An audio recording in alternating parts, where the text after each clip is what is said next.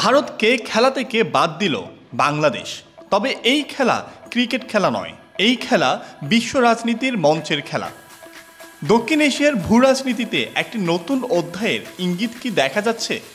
চীন, পাকিস্তান ও বাংলাদেশের মধ্যে এক অনানুষ্ঠানিক ত্রিপক্ষীয় বৈঠক সম্প্রতি অনুষ্ঠিত হয়েছে চীনের কুনমিংয়ে।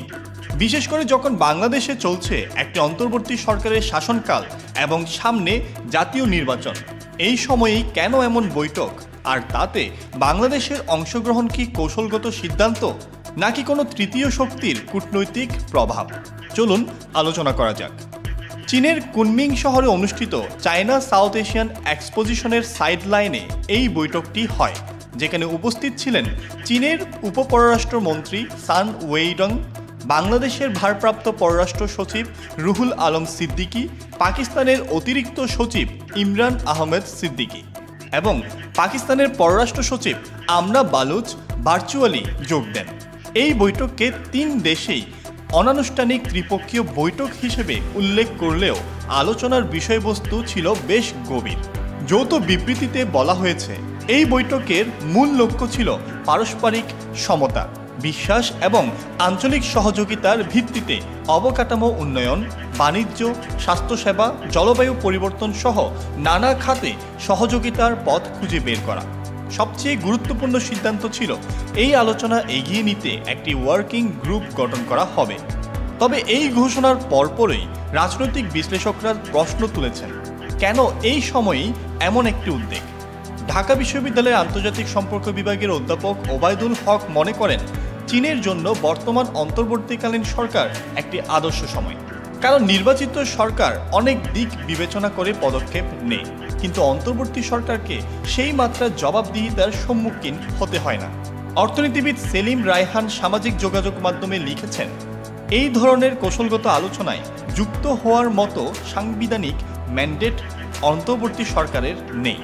তার মতে এই ধরনের গুরুত্বপূর্ণ সিদ্ধান্ত নেওয়ার ক্ষমতা থাকা উচিত নির্বাচিত সরকারের হাতে, যেখানে জনমতের প্রতিফলন ঘটে। অন্যদিকে কূটনৈতিক সূত্রগুলো বলছে, এই বৈঠকের মূল উদ্যোক্তা ছিল চীন এবং বিশেষজ্ঞদের মতে এই উদ্যোগের মাধ্যমে ভারতকে একটি কৌশলগত বার্তা দেওয়ার চেষ্টা করা হতে পারে। চীন, পাকিস্তান আগে থেকেই বহু কৌশলগত বিষয়ে যৌথভাবে কাজ করে আসছে। এখন সেই কাঠামোয় বাংলাদেশকে যুক্ত করার চেষ্টা করছে চীন। চীনে বাংলাদেশের সাবেক রাষ্ট্রদূত মুন্সি ফয়েজ আহমেদও এই ধারণা সমর্থন করে বলছেন, চীন ও পাকিস্তানের আগের অভিজ্ঞতা থেকে এখন তারা দেখছে বাংলাদেশ কিভাবে তাতে যুক্ত হতে পারে এবং কোন খাতে বাংলাদেশের লাভ হতে পারে। তবে তার মতে ভারতের ভূরাজনৈতিক অবস্থান উপেক্ষা করে বাংলাদেশ দীর্ঘমেয়াদী লাভবান হতে পারবে কিনা তা নিয়ে সন্দেহ আছে। আরেকটি গুরুত্বপূর্ণ দিক হল চীনের সঙ্গে বিএনপির ঘনিষ্ঠ সম্পর্ক।